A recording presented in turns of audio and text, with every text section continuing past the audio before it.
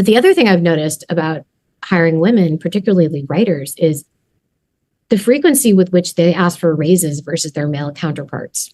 So in a writer's room, we will have 3-year contracts. So we negotiate a contract and there's like bumps for each year that you're there, but you have a 3-year contract and you know, when you sign that deal, you know what your deal is going to be for the next couple of years.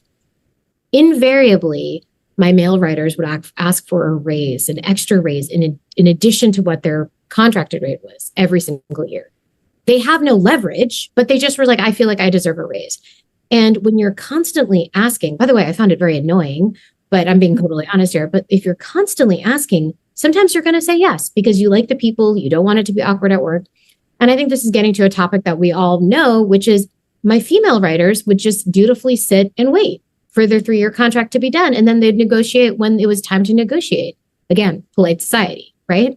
And it put me in a tough position because as the person who was asking the studio to pay for them, it's like, I want everyone to stick to their contracts. I don't want anyone to like be asking for money, but I couldn't help but notice like so many of the women were like, no, I want to play by the rules. If that's what we negotiated and I want to do that. And I was amazed being on the employer side of it to see how different the men approached it. They're like, no, that's just a contract. I feel like, you know, I got married this year and I have more expenses this year because I'm married now. I have a kid this year. I have more expenses because I have a kid this year. And I don't think women think that way. And so much of us are doing so much of the labor at home, the work in the marriage and the work at home to make families work. And we're the last people to ask for more compensation for it. So to me, telling the story to other people, I think is very eye-opening.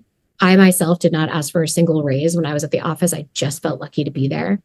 And it wasn't until I sort of felt confident in my values, but men ask before they're fully confident, or they're just more confident going into things. So that's my that's my answer to your question, Alexandra. I don't know if that was helpful for people to hear, but those are the things that I've kind of learned along the way.